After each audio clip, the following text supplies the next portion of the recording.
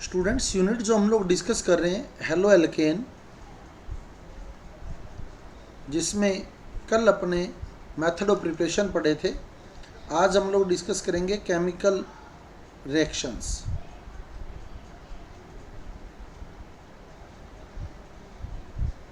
Halo alkane की chemical reaction रासायनिक अभिक्रियाएं, जिसमें 4 कैटेगरी आनी है।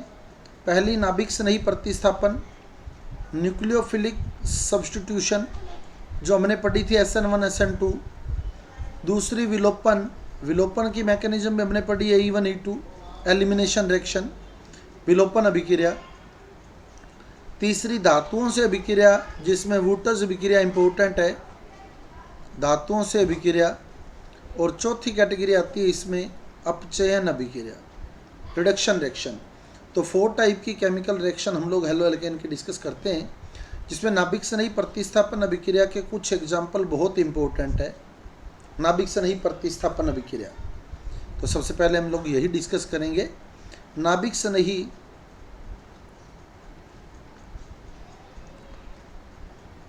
प्रतिस्थापन अभिक्रिया, न्यूक्लियोफिलिक सब्स्टिट्यूशन रिएक्शन।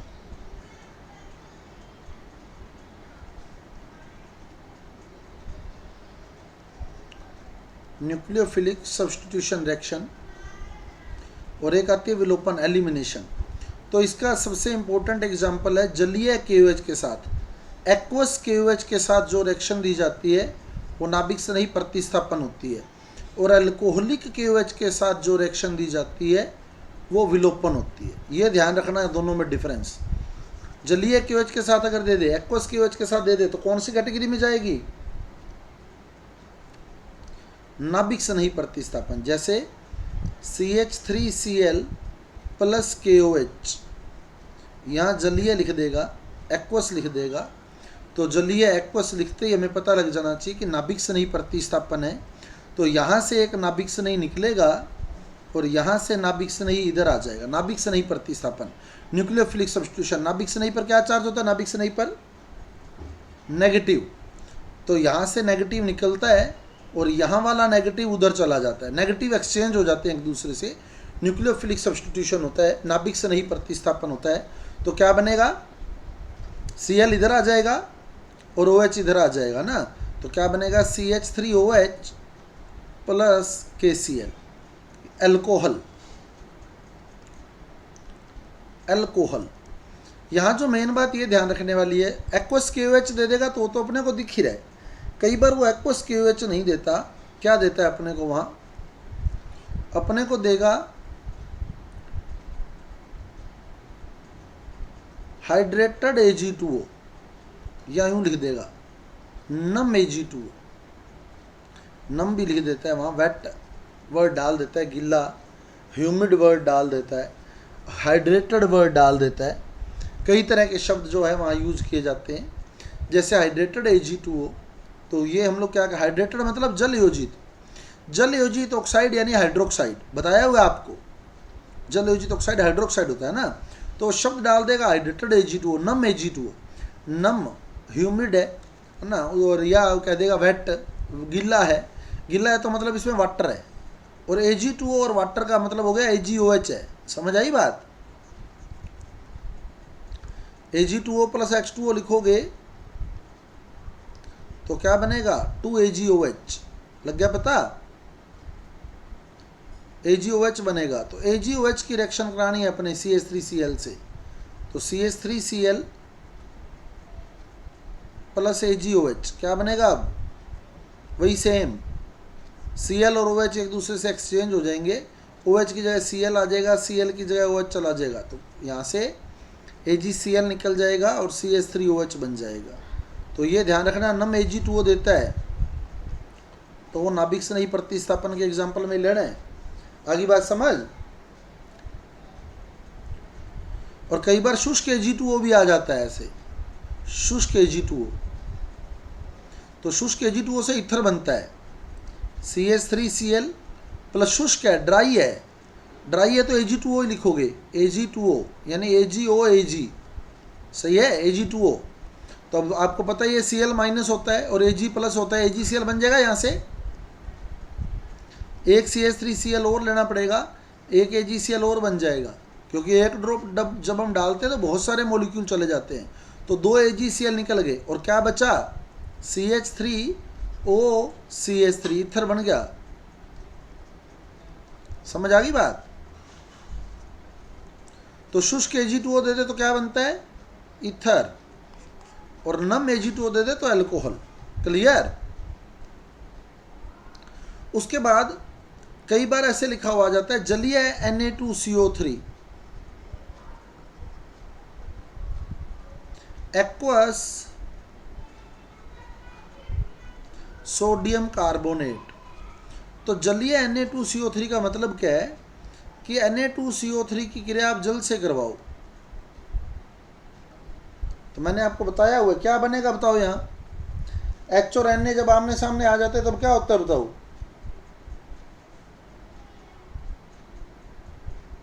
एक्सचेंज हो जाएगा।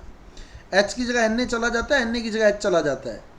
तो Na की जगह H और H की जगह Na कर दो, ठीक है। तो Na 2 हैं तो HOH, तो H की जगह Na और Na की जगह H करोगे, ठीक है। H की जगह Na की जगह H। क्लियर। तो क्या होगा, तो यहाँ NaH की जगह आ जाएगा तो क्या बनेगा, NaOH, और यहाँ भी H की जगह Na लगाओगे, NaOH प्लस दोनों H जो है वो Na की जगह चले जाएंगे। तो जब Na की जगह H लगाओगे तो क्या बनेगा, H2CO3। किस में टूटेगा, H2O प्लस CO2 में, H2O प्लस CO2 में टूटेगा, H2O प्लस CO2 में। क्लियर। तो NaOH बनता है यहाँ, NaOH बनेगा यहाँ। तो NaOH की रिएक्शन कराओगे तो KOH की तरह होगी। लग गया पता। तो एक्वस Na2CO3 देते हैं ना, उसका मतलब NaOH है। तो आप जब एल्किल हैलाइड प्लस NaOH लोगे तो क्या बनेगा, एल्किल हैलाइड और NaOH लोगे तो Cl जाएगा OH की जगह, OH आएगा Cl की जगह, नाभिक से नहीं प्रतिस्थापन, अल्कोहल बनेगी। लग गया पता। तो 3 बातें आई यहाँ। क्या, एक तो अगला सीधा ही दे देगा KOH, तब तो दिक्कत है ही नहीं कोई, एक्वस दे दिया तब तो हो ही जाएगा। एक CH3Cl प्लस Ag2O के ब्रैकेट में नम लिख देगा। तो ये समझ आना है कि नम Ag2O का मतलब AgOH है। क्लियर। अल्कोहल ही बनेगी यहाँ भी। और एक दे देता कई बार CH3Cl plus Na2CO3 plus H2O, यूँ, तो मतलब जलीय Na2CO3 दे दिया। तो जलीय Na2CO3 लिखते ही समझ आना कि NaOH है, तो यहाँ भी अल्कोहल ही बनेगी। आगे बात समझ। तो तीनों ही केस में अल्कोहल बनती है, जो नाभिक से नहीं प्रतिस्थापन न्यूक्लियोफिलिक सब्स्टिट्यूशन का एग्जाम्पल है। मैकेनिज्म मैं नहीं करा रहा हूँ क्योंकि मैकेनिज्म मैं पीछे आपको करवा चुका हूँ। ठीक है, आगे चलें। नेक्स्ट सेकंड जो रिएक्शन है, हम लोग बहुत ही इंपॉर्टेंट रिएक्शन पढ़ रहे हैं। एक तो RX प्लस KCN और एक RX plus AgCN। RX plus KCN और RX प्लस AgCN इंपॉर्टेंट है। RX plus KCN, RX plus AgCN। तो जब KCN लेते हैं तो क्या बनेगा, KCN लेते हैं तो KCN लेते हैं तो साइनाइड बनता है। KCN लेते हैं तो क्या बनता है, साइनाइड। KCN लेते हैं तो साइनाइड बनता है। क्लियर। तो क्या होगा, यहाँ KX निकल जाएगा तो RCN प्लस KX, और यहाँ से AgX निकाल दोगे तो यहाँ RNC आइसोसाइनाइड बनता है। AgCN जब लेते हैं तो आइसोसाइनाइड बनता है, आइसोसाइनाइड। और KCN जब लेते हैं तो साइनाइड बनता है। वैसे तो ये सीधा याद रखना आप लोग, जब भी Ag का कोई यौगिक आ जाए ना, तो जो एल्किल समूह होता है वो नाइट्रोजन से जुड़ता है।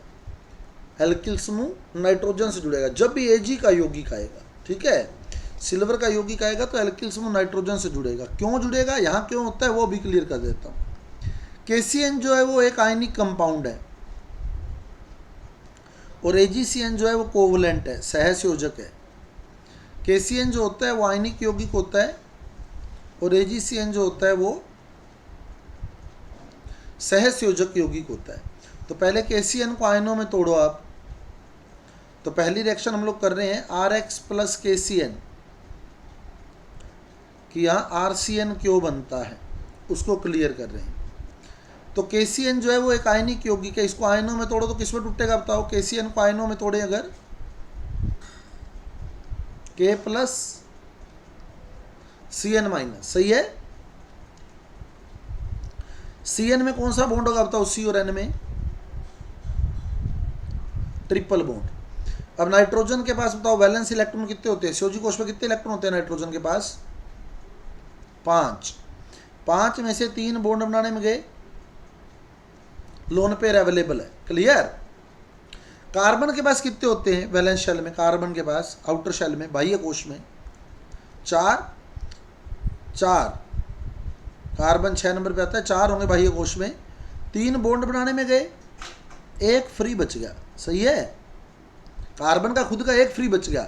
और माइनस का मतलब क्या है, माइनस का मतलब एक उसने गेन किया हुआ है, तो माइनस का मतलब है कि एक उसने गेन किया हुआ है। समझ आ गई बात, ये CN माइनस हो गया, क्लियर। 4 तो कार्बन के खुद के हैं, 1 उसने गेन किया तभी माइनस है। अब आया मेरे पास एल्किल हैलाइड CH3Cl आ गया, मान लो CH3Cl आ गया सपोज।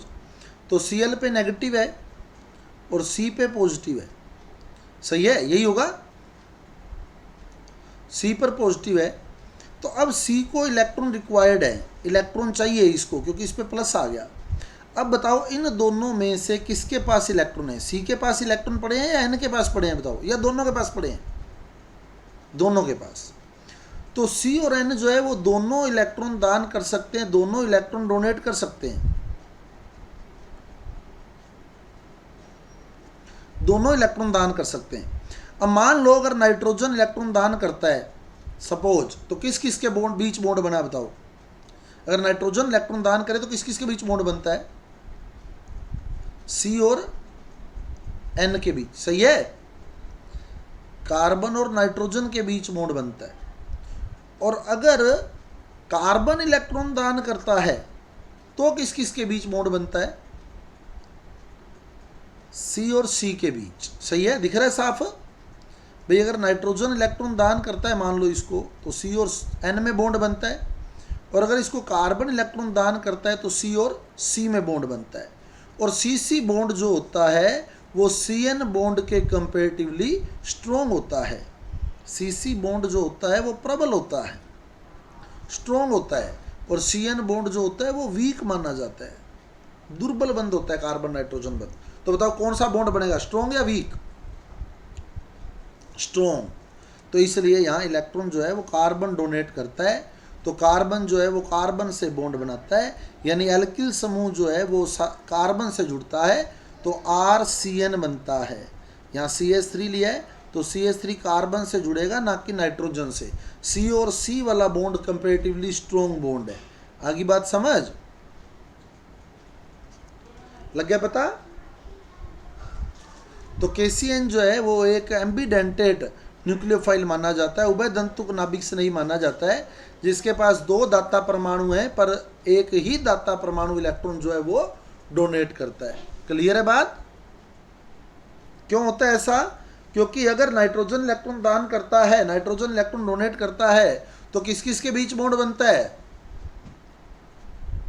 C और N के बीच। और अगर कार्बन इलेक्ट्रॉन डोनेट करता है तो किस किस के बीच बॉन्ड बनता है, C के बीच। और C बॉन्ड जो होता है वो स्ट्रॉन्ग होता है, इसलिए यहाँ मेन प्रोडक्ट साइनाइड बनता है, साइनाइड मुख्य उत्पाद बनता है, ठीक है। अब चले हम लोग AgCN की ओर। तो AgCN जो है वो सहसंयोजक है, कोवलेंट है, सहसंयोजक है। तो सहसंयोजक है तो AgCN ये सहसंयोजक है। अब कार्बन के पास आउटर शेल में 4 इलेक्ट्रॉन होते हैं, चारों के चारों पूरे हैं इसके।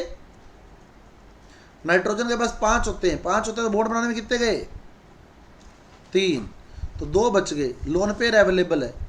अब ये मिथाइल क्लोराइड आया, Cl पे नेगेटिव है, C पे पॉजिटिव है। अब C को इलेक्ट्रॉन चाहिए, इस C को इलेक्ट्रॉन चाहिए, तो ये किसके पास जाएगा बताओ इलेक्ट्रॉन लेने के लिए? नाइट्रोजन के पास जाएगा। तो ऑब्वियसली कार्बन और नाइट्रोजन के बीच ही बॉन्ड बनेगा, क्योंकि यहाँ एक ही ऑप्शन है। आगे बात समझ?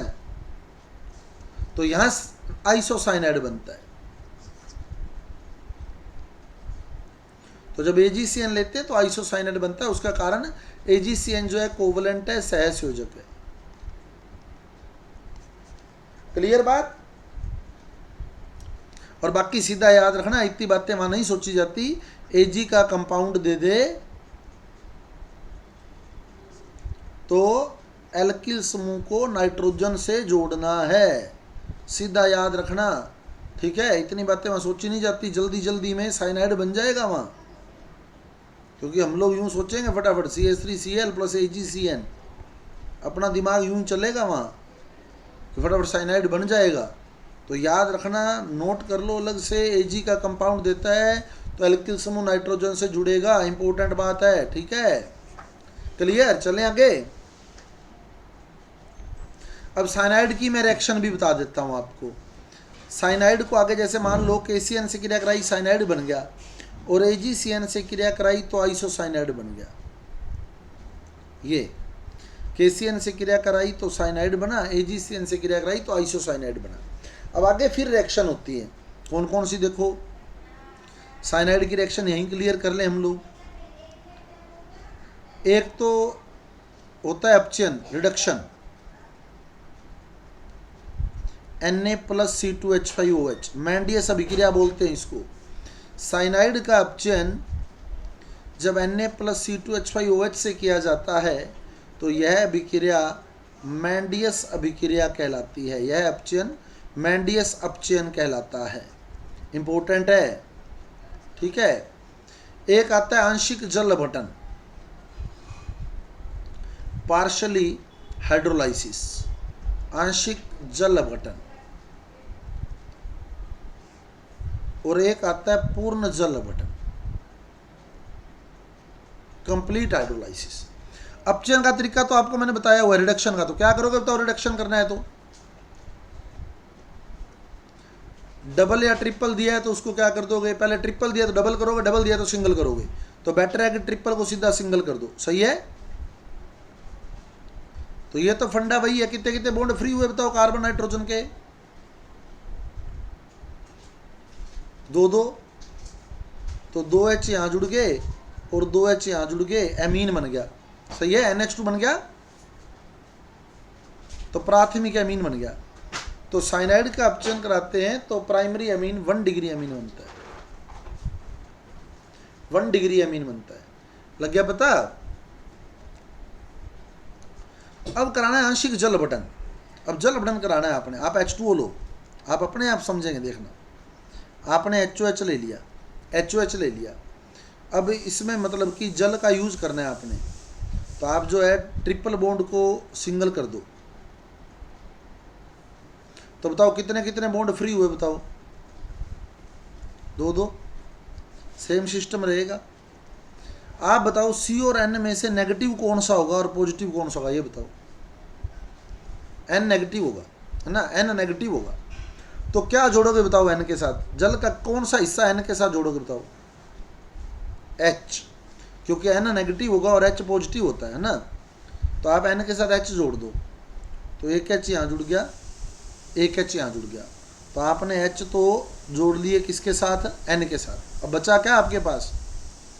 O। कितने बॉन्ड बनाता है O? 2। तो जो C के 2 बॉन्ड फ्री हैं वहां आप डबल बॉन्ड से O जोड़ लो। समझ गए? क्लियर है रिएक्शन? आसान है। थोड़ा सा सोचोगे तो क्या बना बताओ? एमाइड बन गया ना। एमाइड बन गया। तो साइनाइड का आंशिक जल अपघटन कराने से बनने वाला उत्पाद है कौन सा? एमाइड। अपचयन करवाने से 1 डिग्री एमीन। अब पूर्ण जल अपघटन करवाओ। पूर्ण जल अपघटन का मतलब जब आपने एक जल का अणु यूज किया तो एमाइड बना। एक जल के अणु से एमाइड बना था ना। एक जल का अणु यूज किया तो एमाइड बना। तो ये तो आंशिक था। तो एक जल का अणु और यूज करो, एक जल का अणु और यूज करो। अब कैसे करोगे बताओ जल का अणु यूज, कैसे जोड़ोगे जल को इसमें? डबल को सिंगल करके, चलो डबल को सिंगल करते हैं अपने, ठीक है। तो अपने रफ कॉपी यूज करते हैं, अब मेथड लेते हैं हमारा पुराना ही कि हम लोग डबल को सिंगल करेंगे और एक बॉन्ड सी का खाली, एक बॉन्ड ओ का खाली, सही है। अब बताओ जल कैसे जोड़ोगे? एच कहाँ जोड़ोगे? ओ के साथ एच और सी के साथ ओ एच, सही है। जल जोड़ दिया मैंने, ब्लू कलर से दिखाया इसीलिए एच ओ एच जुड़ा हुआ दिख रहा है एमाइड में, एमाइड रेड कलर से दिख रहा है, H O H blue colour से दिख रहा है। अब ये बताओ ये स्थायी है या अस्थायी है? अस्थायी है। ये क्यों है अस्थायी? कितने नेगेटिव जुड़ गए कार्बन के साथ सिंगल बॉन्ड से? तीन नेगेटिव जुड़े हुए हैं, ओ एच NH2 OH, सही है। तो कैसे स्थायी करोगे इसको? क्या निकाल दें?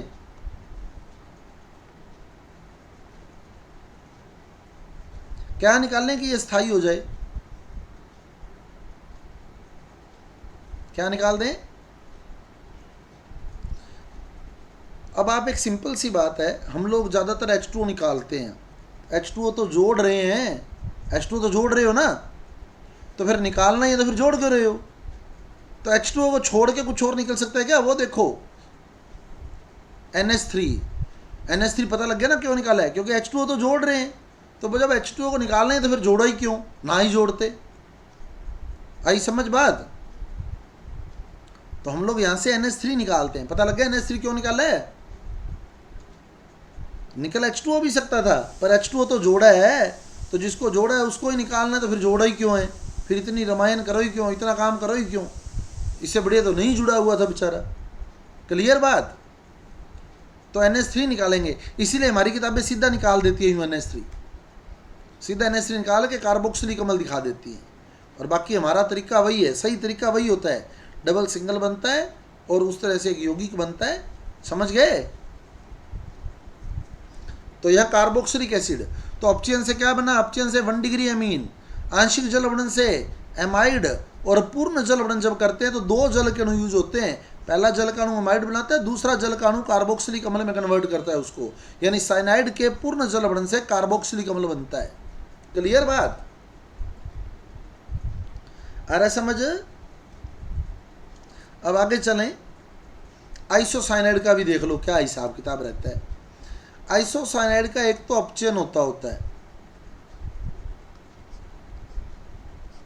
एक तो रिडक्शन होता है, और एक सीधा पूर्ण जल वर्णन होता है। आंशिक उंशिक का हिसाब नहीं रहता है, पूर्ण जल वर्णन होता है। पूर्ण जल वर्णन का मतलब है, देखो आंशिक में तो क्या होता है, मैं आपको मोटी मोटी बात बता दूं।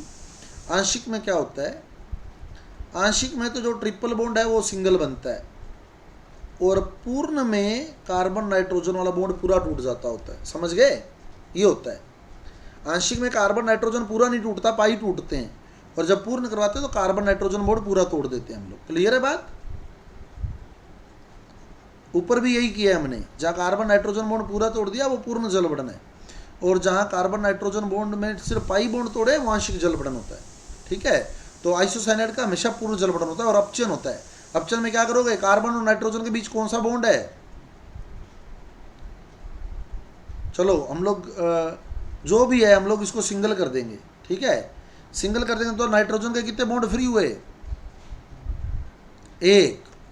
ये एक जो होता है कोऑर्डिनेट बॉन्ड होता है ना, एक्चुअल में यहाँ ये स्थिति होती है, लग गया पता?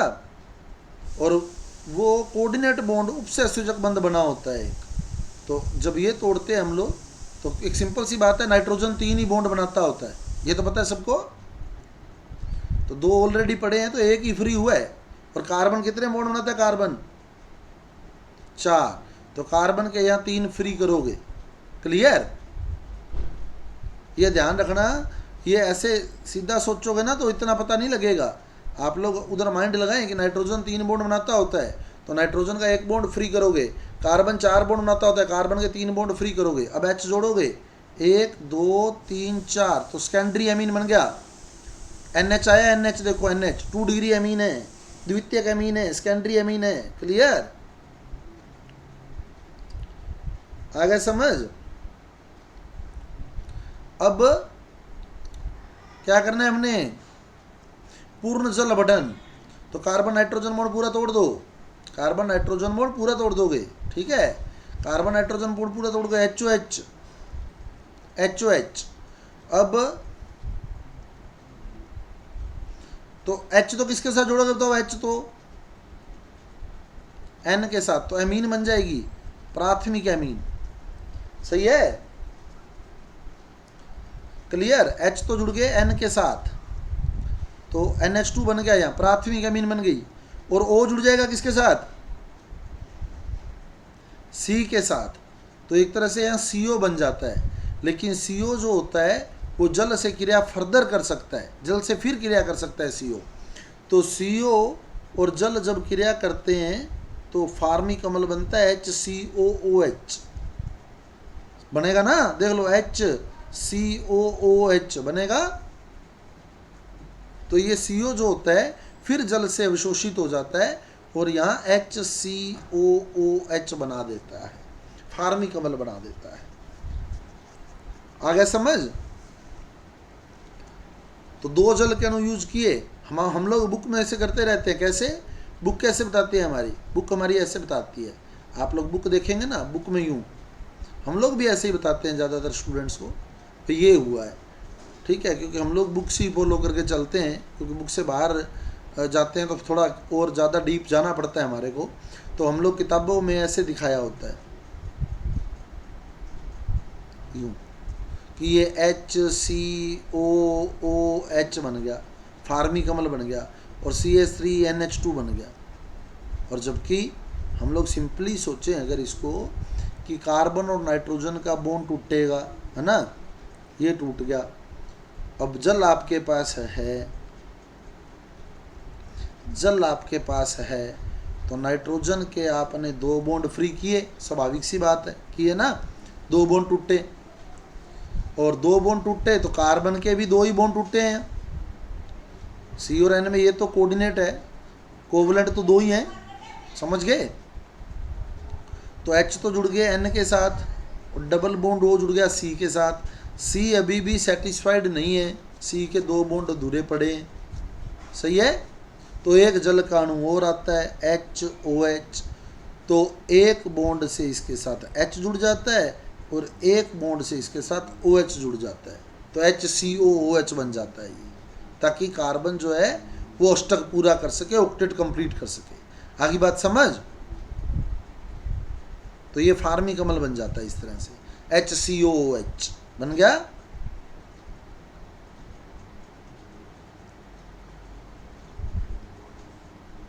कोऑर्डिनेट बॉन्ड जब हम लोग तोड़ते हैं ना, तो कोऑर्डिनेट बॉन्ड होता क्या है बताओ? किसने इलेक्ट्रॉन दिए कोऑर्डिनेट बॉन्ड में? दोनों इलेक्ट्रॉन N ने दे रखे थे ना। तो जब हम लोग तोड़ते हैं ना, तो वो दोनों इलेक्ट्रॉन N को वापस दे देते हैं। कोऑर्डिनेट बॉन्ड इस तरह से टूटता होता है, यूँ नहीं कि दोनों को एक एक इलेक्ट्रॉन दे दो, ऐसे नहीं टूटेगा कभी भी कोऑर्डिनेट बॉन्ड। कोऑर्डिनेट बॉन्ड में जिसके इलेक्ट्रॉन थे वो वापस ले जाएगा अगला, तो यहाँ नाइट्रोजन के पास वापस आ जाता है लोन पे। क्लियर? तो ये दो बॉन्ड टूटे हुए माने जाते हैं। तो इस तरह से ये रिएक्शन होती है साइनाइड और आइसोसाइनाइड की। क्लियर है दोनों अभिक्रियाएं? साइनाइड में तो हमने कौन कौन सी करी? अपचयन और आंशिक जल अपठन और पूर्ण जल अपठन। और आइसोसाइनाइड में कौन कौन सी करी? अपचयन और पूर्ण जल अपठन होता है, ठीक है। उसके बाद दो इंपॉर्टेंट अभिक्रियाएं और आती हैं, एक तो RX + KNO2, RX + KNO2, और एक RX + AgNO2। अब सीधा ध्यान रखना, रीजन वही है कि कोवलेंट है, कोवलेंट है, नाइट्रोजन दान करता है यहाँ इलेक्ट्रॉन। और बाकी सीधा ध्यान रखना कि Ag का यौगिक आ गया तो एल्किल को किसके साथ जोड़ोगे? एल्किल को N के साथ, तो यहाँ RNO2 बनाओगे, नाइट्रो एल्केन बनाओगे, नाइट्रो एल्केन, ठीक है। और यहाँ K आया है तो N के साथ नहीं जोड़ना। N के अलावा और क्या है बताओ? N के अलावा और क्या है जुड़ने के लिए?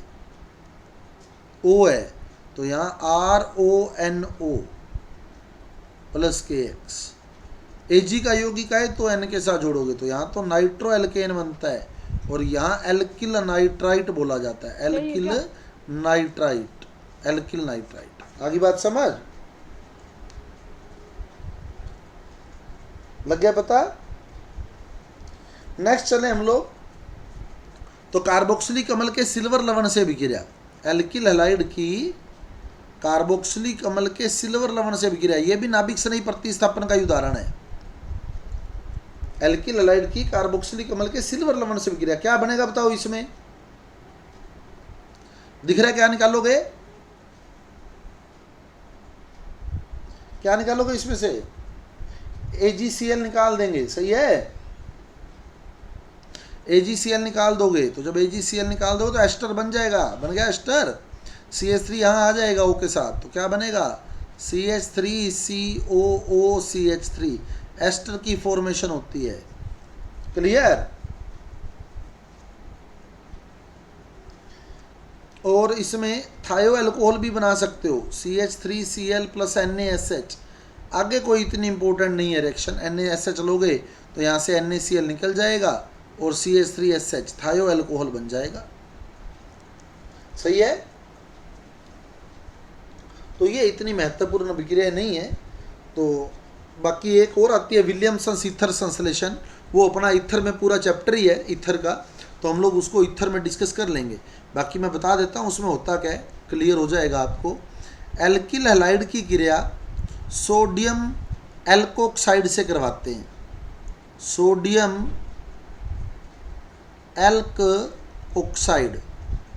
तो एल्क यानी एल्किल, आर ऑक्साइड यानी O- और सोडियम यानी Na+। तो सोडियम एल्कोक्साइड RO-, एल्क यानी एल्किल के लिए है, जैसे ऐसे देता है सोडियम मैथोक्साइड, यूं सोडियम मेथोक्साइड हम लोग इकट्ठा पढ़ देते हैं, सोडियम मैथोक्साइड, जबकि होता है ये सोडियम मैथ ऑक्साइड। तो मैथ में बताओ कितने कार्बन लगाओगे? मैथ में एक, मैथ में एक। ऑक्साइड है तो O-, सोडियम क्या होता है? सोडियम Na+, अब कार्बन के बॉन्ड पूरे करोगे तो 3 H लग जाएंगे, तो ये फार्मूला लिखा होता है CH3ONa। स्टेप बाय स्टेप बना लो, सोडियम मैथोक्साइड बन जाएगा। अब इसकी रिएक्शन एल्किल हैलाइड से करा दो, जैसे मान लो मैंने एथिल क्लोराइड ले लिया, CH3CH2Cl + CH3ONa, क्या बनेगा बताओ? ईथर बनेगा, साफ दिख रहा है कि NaCl निकलेगा, और CH3CH2OCH3, ये CH3CH2 जो है वो यहाँ आ जाएगा O के साथ, सही है? CH3CH2OCH3 ईथर बन गया, ईथर। इस विक्रिया को बोलते हैं विलियमसन ईथर संश्लेषण, विलियमसन्स ईथर संश्लेषण, विलियमसन्स ईथर संश्लेषण। ये विलियमसन ईथर संश्लेषण है। खैर ईथर वाला चैप्टर हमारा पूरा डिटेल में आना है, तो उसमें हम पूरा डिटेल में पढ़ेंगे इसको, क्लियर है? उसके बाद हमारे पास आती है विलोपन अभिक्रिया, एलिमिनेशन रिएक्शन। ये भी पढ़ी हुई है अपने, बीटा विलोपन, बीटा एलिमिनेशन पढ़ी थी ना, जहां हमने पढ़ा था सतजैफ नियम से मुख्य उत्पाद बताते हैं, बताया था। बीटा विलोपन, बीटा एलिमिनेशन, इसकी भी पूरी मैकेनिज्म मैंने आपको क्लियर करी हुई है।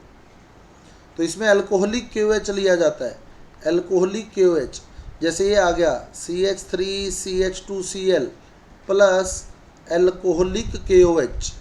तो अपने को अल्कोहलिक KOH देखते ही पता लग जाना ये विलोपन करना है। और विलोपन में क्या करते हैं हम? एक तो हैलोजन निकालते हैं, हैलोजन इससे गया तो हाइड्रोजन कहाँ से निकालोगे? हैलोजन गया इस कार्बन से, हैलोजन इस कार्बन के साथ जुड़ा था, तो हाइड्रोजन कहाँ से निकालोगे? हाइड्रोजन पड़ोसी कार्बन से, हाइड्रोजन इससे निकालोगे तो HCl निकल जाएगा। और HCl जो होता है वो KOH से रिएक्ट कर जाता है, वो बाद की बात है। HCl निकालते ही आपको प्रोडक्ट दिख जाएगा। तो यहाँ से H निकल गया, बंद खाली हो गया, और यहाँ से हैलोजन निकल गया, बंद खाली हो गया। अब क्या प्रोडक्ट बनेगा बताओ?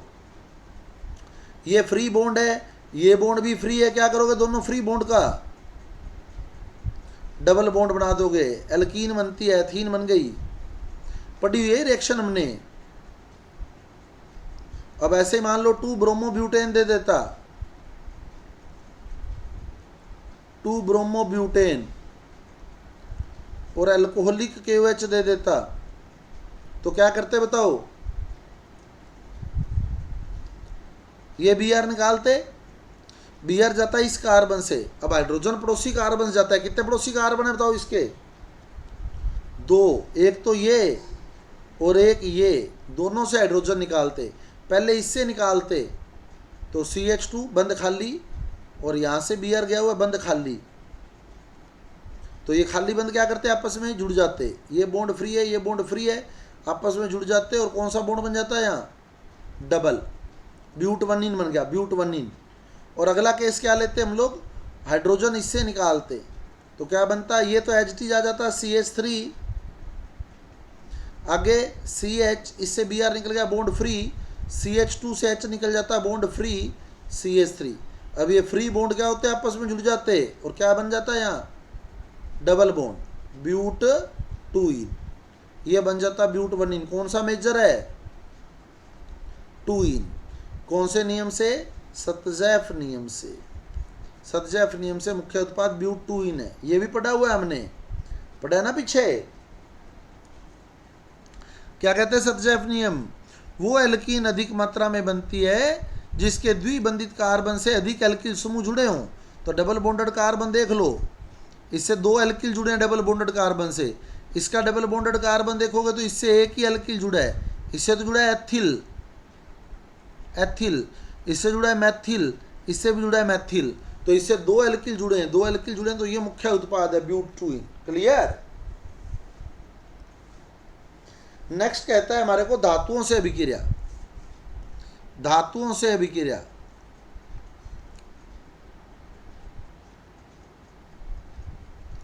Reaction with metal. तो इसमें 3 अभिक्रियाएं देता है हमारे को। पहली सोडियम के साथ, जिसको हम लोग वुटर्स अभिक्रिया बोलते हैं, पढ़ी है क्या? दूसरी मैग्नीशियम के साथ, जिसमें ग्रिग्नार्ड विकर्मक बनता है मैग्नीशियम के साथ। और तीसरी जिंक के साथ, जिसमें फ्रैंकलैंड विकर्मक बनता है। ये इंपॉर्टेंट है, फ्रैंकलैंड विकर्मक। तीसरी जिंक के साथ फ्रैंकलैंड विकर्मक बनता है जिसमें।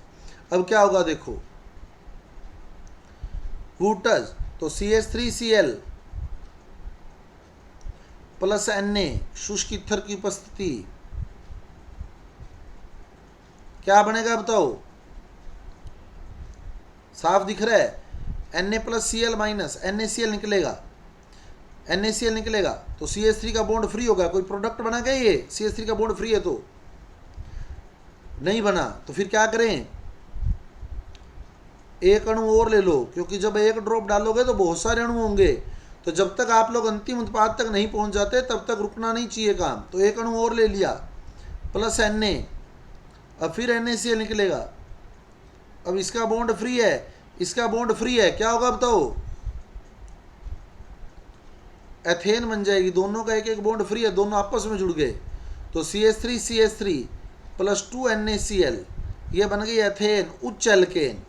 क्योंकि आपने एक कार्बन वाला यौगिक लिया था और आपको 2 कार्बन वाला यौगिक मिल गया, तो उच्च एल्केन बनते हैं। वुटर्स अभिक्रिया में उच्च एल्केन बनते हैं। क्लियर? एल्केन बनाने की विधियों में पढ़ी थी ये, याद आ रहा है क्या? और अगर मैंने इसमें मान लो 2 अलग अलग एल्केन ले लूं, एक क्लोरोमेथेन ले ली और बीच में क्लोरोएथेन ले ली, अब ये वुटर्स अभिक्रिया करवा रहा हूं मैं, तो क्या बनेगा बताओ इसमें?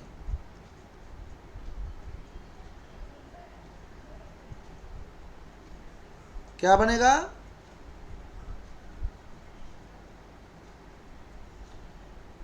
एथेन भी बनेगी, प्रोपेन भी बनेगी और ब्यूटेन भी बनेगी।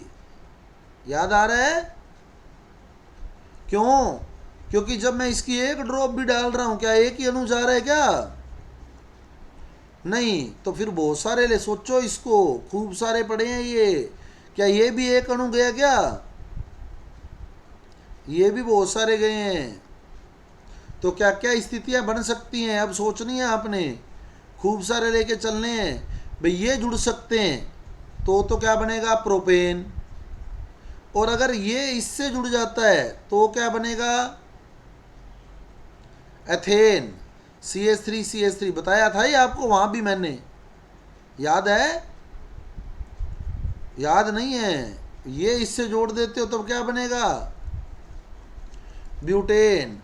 तो यहाँ एल्केनों का मिश्रण बनता है। और वहां हमने पढ़ा भी था कि असम्मित एल्केन इस विधि से नहीं बनाए जा सकते, पढ़ा था ना, क्योंकि जब हम लोग असम्मित एल्केन यानी विषम कार्बन वाले एल्केन बनाने का प्रयास करते हैं तो एल्केनों का मिश्रण बन जाता है, पढ़ा था। क्लियर है रिएक्शन। चलें आगे। तो नेक्स्ट आती है मैग्नीशियम से अभिक्रिया। ये बिल्कुल सिंपल है, CH3X प्लस Mg, ये भी उपस्थिति शुष्क ईथर की। तो CH3MgX ग्रिग्नार विकर्मक बनता है यहाँ, ग्रिग्नार विकर्मक। क्लियर।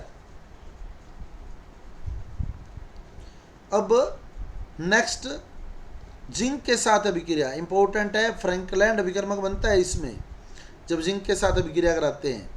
तो फ्रैंकलैंड विकर्मक क्या, देखो CH3CH2Cl प्लस Zn, ये CH3CH2Cl प्लस Zn। Zn बताओ, Zn पे क्या चार्ज होता है,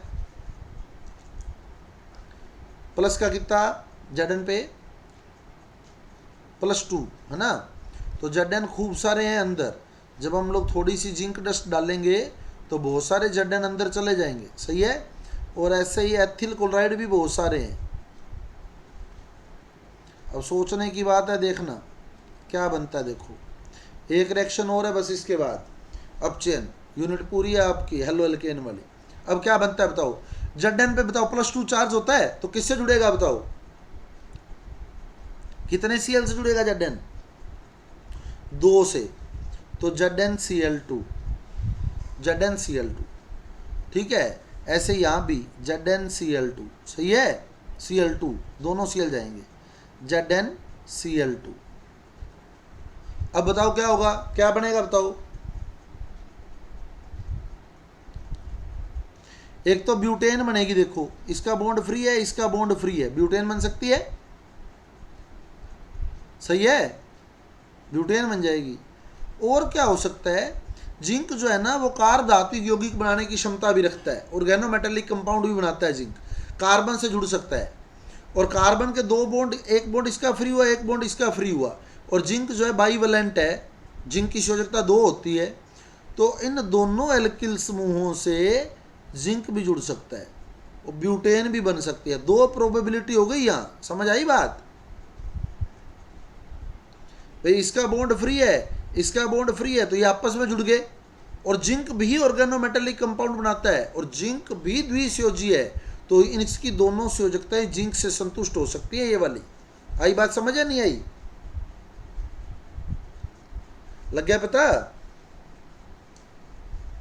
तो ये जो बना है ना डाई एथिल जिंक, ये होता है फ्रैंकलैंड विकर्मक, ये होता है फ्रैंकलैंड विकर्मक। और ये अभिक्रिया फ्रैंकलैंड अभिक्रिया कहलाती है। तो फ्रैंकलैंड अभिक्रिया क्या है, एल्किल क्लोराइड की जिंक से अभिक्रिया जिसमें फ्रैंकलैंड विकर्मक का निर्माण होता है, उस अभिक्रिया को फ्रैंकलैंड अभिक्रिया बोलते हैं। आगे समझ, क्लियर रिएक्शन। नेक्स्ट कहता है अपचयन। अपचयन फ्रैंकलैंड विकर्मक, ध्यान रखना क्या होता है फ्रैंकलैंड विकर्मक, diethyl zinc, diethyl zinc Frankland विकर्मक बोलते हैं इसको। नेक्स्ट आती है अपचयन, रिडक्शन। और लास्ट रिएक्शन है आपकी हेलो एल्केन की, रिडक्शन। और बताई हुई है मैंने आपको। अपचयन करने का तरीका क्या होता है, एरो पर दे दिया Na+C2H5OH। क्या मेथड है बताओ अपचयन करने का, सामान्य मेथड क्या होता है अपचयन करने का, डबल को सिंगल करते हैं। अब क्या इसमें डबल बॉन्ड है क्या, नहीं है, तो फिर और अपचयन किसे कहते हैं, और रिडक्शन किसे कहते हैं, नेगेटिव एलिमेंट का निकलना। अब देखो इसमें नेगेटिव एलिमेंट है क्या, है, तो इसको निकाल दो, नेगेटिव एलिमेंट का निकलना भी अपचयन होता है, इसको बाहर कर दो यहाँ से। तो क्या हुआ, CH3CH2 बॉन्ड खाली हो गया, प्लस Cl बॉन्ड खाली हो गया। अब ऑप्शन में क्या जोड़ते हो आप, रिडक्शन में क्या जोड़ते हो, हाइड्रोजन। तो हाइड्रोजन यहाँ जुड़ जाएगी, हाइड्रोजन यहाँ जुड़ जाएगी, यानी 2 हाइड्रोजन आपने जोड़ दिए। अब ये बन गया, क्या बना है ये, एथेन, CH3CH3 एथेन बन गई। तो ये मेथड है, आगे समझ, क्लियर है रिएक्शन। तो ये आपका हेलो एल्केन वाला जो पार्ट है ये पूरा हो गया।